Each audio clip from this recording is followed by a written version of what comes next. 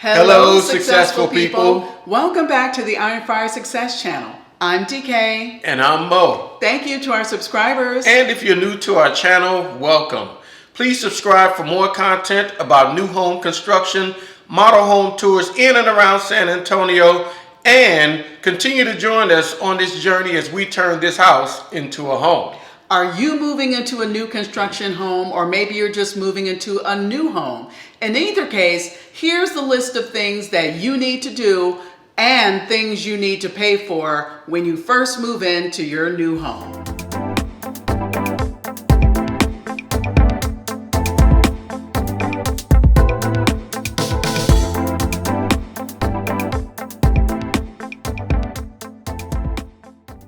If you're moving into a new construction home or a home that's new to you, here's a list of things to do and things you should expect to pay for right when you move in, or maybe a little bit before. First on our list is protecting your floors when you move in. Yes. We have stained concrete floors, so we decided to put down ram board and ram board tape to protect our floors during a move-in for the movers, and we still had trades coming into the house. Yes, and we'll put up a quick video and show you a picture of what this looks like. We put it down in the pathways where the movers would be using dollies and other things rolling through the house. And notice that we didn't tape it to the floor, we taped the pieces together. And I'll also put in the description box what the ram board is and the ram board tape. But you can find it from Amazon or Home Depot or Lowe's or somewhere too. Second is making sure that all of your appliances work properly. Yes, and you want to talk about what happened with the dryer, because the appliances that were installed by the builder, that was part of the new home walkthrough. But for the appliances that we supplied ourselves, like our refrigerator and the dryer, we kind of didn't know if they were going to work until after we moved in. So this is an interesting thing. We were not aware that at our rental, there was not a GFI installed for the 220 plug. In our home here, we have a 220 GFI. We plug in the dryer and the GFI kept tripping. So we had to call the electrician. The electrician comes out and says, hey, you have to rewire the inside of your dryer. And they talked me through rewiring the inside of the dryer so that the GFI would not trip. So originally we thought that there was something wrong with our dryer, but it was actually the wiring. So that's something you want to make sure you check if you move into a new home and you bring in your own appliances, because they may need some rewiring in your new home. Yes, okay. Number 3, get all the manuals to your appliances, your HVAC, your garage openers, your electric fireplaces, everything. You want to tell them what happened, Mo, when we tried to make sure we had all our manuals? Well, we had to actually go back to our builder to get all of the manuals for our appliances and such. And this is very important because number one, you want to know how to operate the appliances that you have. But number two, there may be numbers, there may be serial numbers, maybe things that you need in those manuals that you're going to have to give the manufacturer so that you can be covered by the manufacturer's warranty. And you know what, Mo? Here's a tip that also goes along with that. When I was registering our appliances, some of the manufacturers wanted me to upload an invoice. And when I was reading the appliance warranty information, if you want to make a warranty claim in the future, they also require proof of purchase. And because this is a new construction home, we did not have the invoices for all of these things, garage door openers, refrigerators. So I had to email the builder and ask them to send us the invoices. And even though they said they normally don't do that, I pointed out that if we ever need to make a warranty claim, we would not be able to do that without proof of purchase, and the proof of purchase is the invoice. And I did get them. Wonderful. So Number 5. Number 5, check your air filters. Yes. The air filters that we had in our home when we moved in were filthy. We thought that the HVAC folks would have come out, or the builder would have come back out and changed the air filters. They did not. Right. Another thing about that though, Mo, is the reason why they were filthy is because the HVAC was one of the first things installed when this house was being built. And if you're in a new construction home, that HVAC system can be running for months before you move in. So all the dust and dirt and everything in the air from construction is in those air filters. Number 6.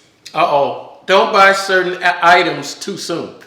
Okay, and that's a tip because we bought window coverings from Amazon Prime deal days a few months before we moved in. We thought we were moving in sooner and it kept getting delayed. Well, I made a mistake in one of the sizes of the window coverings, and so now I'm beyond the return window. Thank goodness Amazon did refund our money, but still, if you miss the return window, you could be out money and stuck with something you can't use. Okay, number 7.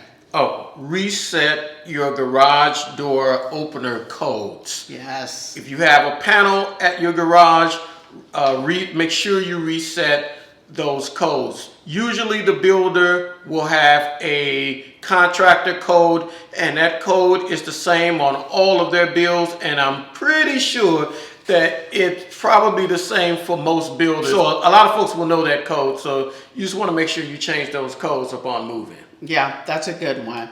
Also, number 8, I think we're up to, is to lock and unlock your doors using your new keys. Yes. Number 1, make sure that you're not still dealing with a construction key, but make sure you check all of your doors to make sure that your keys will lock and unlock all of your doors in your home. Number 9, know what your smoke alarms, what your smoke detectors sound like when and they're carbon triggered. monoxide detectors. Yes. Yeah. And why is that? Well, you want to know how many beeps, what the indications are. 1 beep means low battery, which is pretty common. But we had a 3 beep sound from one of our detectors, and we were not sure what that was. And it just so happens that what it was picking up was carbon monoxide. Because we had a gas leak from our gas cooktop, which actually goes back to an earlier tip you mentioned. Make sure all of your things work and are working properly, because we didn't know what those 3 beeps meant. We didn't know we had a gas leak until the next day. So that's definitely important. Okay, now let's get to focusing on some of those things that have a price tag associated with it. We talked about that RAM board and RAM tape, so that costs money, and we had to pay for that before we moved in to protect our floors. We also had to establish utility service. Now, be prepared to pay some money when you're establishing utility service, right? Because when I called the trash service to get the trash cans, the recycling cans, and to establish trash service, I had to pay around $86 on the spot in order to open up an account right then and there to get that. Yeah, you definitely want to be prepared because a lot of them will have application or service fees, connection fees, rather, in order for you to get those services. The other thing you want to do is make sure that, well, in terms of cost, be prepared for costs associated with your security system. Okay, so that's the next one, right? Yes. Okay, so security system, talk about that. Well, we wanted to make sure that we had security upon move-in. We had our house pre-wired for cameras and sound system and certain other items. One tip about that is that if you're going to get a security system that functions using a Wi-Fi or Bluetooth, or maybe you need that for your app, install your internet first. I don't think we had a fee for installing the internet. We didn't get charged for that. But we do have 2 signal boosters in the house that those did cost money. Yeah, they do. But our security system does not rely on the internet. It's independent of the internet. But if you have cameras, if you have other things that are associated with it, and you're using an app, then yes, you want to make sure you establish internet service. And again, our internet did not cost us anything to have hooked up. Probably the only thing. Right. I have Exterminator on the list, and I think this is interesting, Mo, because some people, when they're building a new construction home, The home comes with pest control. They might have the kind that's pushed into the walls. We don't. We do have in-ground termite control system, but you called an exterminator a few days before we moved in. And what was that for? Well, just wanted to make sure, because we didn't get the in-wall system installed, and if you live in Texas, you're going to have bugs where during construction, you're disturbing their homes. So in Texas, you may have scorpions, centipedes, and everything is big in Texas. So just to make sure, I went ahead and got the house exterminated by someone that was recommended by my neighbors. Okay. And that brings us to our next thing that you may need to pay for is cleaning supplies, or hire a cleaner before you move in. Now, even though our builder did have cleaners come in before we moved in, there's still an amount of dust covering things like the countertops and shelves and whatnot. Yeah. So what we did was we had a bin, and in that bin we put cleaning supplies. This is before we moved in, because we knew we were going to need like a first week survival kit. So we had a bin where we put things like toilet paper, paper towels, soap, disinfectant wipes, and other cleaning supplies we were going to need to clean the home before we set up any of our stuff. Water softener. That's next too. So the day that we moved in, well, the day we closed rather, we had a couple of things going on. We had our security installed the same day, but we also had our water softener installed on that day. And this is really important, especially if you have those fancy faucets. Then you're going to want to make sure you get a water softener, because especially in Texas, water's pretty hard. Yeah, and actually, even if you don't have matte black, because we were renting a home that didn't have a water softener, there wasn't anything matte black, but you could see how the hard water was starting to eat away at those fixtures. And it's also supposed to be bad for your dishwasher and washing machine. Okay, and let's talk about this landscaping, because that's an expense. It might not be an immediate expense, but it depends on where you live.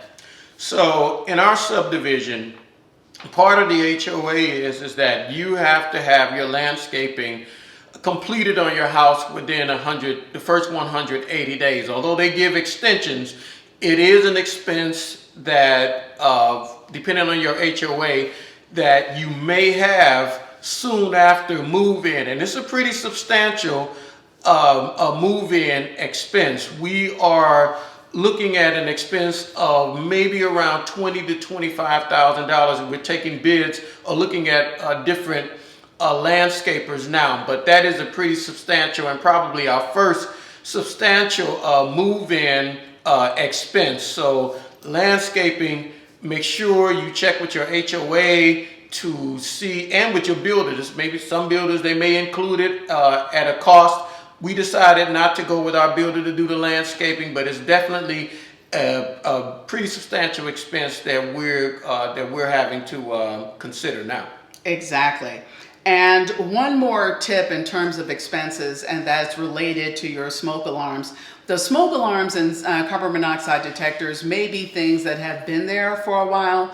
Before you moved in, we already had 2 of the smoke alarms, just the battery beeping going off. So make sure you know what batteries they take. Check the batteries and have batteries for those things, because it was not fun hearing that chirping go off. And they always wait until 2 a.m. to start chirping. I don't know why, but it's seriously annoying. And just one more thing, Mo, did we talk about window coverings? I don't know if we talked about we didn't. That. And I have a video that I'm going to do about these we have here, but it is important, and it is an expense of move-in, especially if you back to neighbors or have vicious sunlight like we do coming in, that you want to have window coverings either on the ready when you move in or shortly thereafter. Okay, and our last tip for all of you folks building a new construction home or moving into a new home is reduce expenses by trying to reuse or repurpose things you already have. It is exciting to be in this beautiful new home we bought. It is wonderful to think that we're going to fill it up with everything that we buy brand new. But the reality is we can't really do that right now. Right. And the truth of the matter is that when you move into a home, unless you just have money to spare, you're going to be hemorrhaging money at the beginning, trying to get all of these things. Some of the things that we mentioned, for instance, we have this beautiful dresser that we plan on repurposing for our bedroom. We'll probably do a video on that. But But just paint it. yeah, That's don't all. go throwing things away. Repurpose the things that you can. They make for great DIY projects, and you're not spending the money on things that you already have. Okay, I think we're at the end of our list of tips and things that you may have to pay for. Thank you so much for sticking with us. Stick with us as we continue turning this house into a home. And as always, be peaceful, stay prayerful, and count your blessings.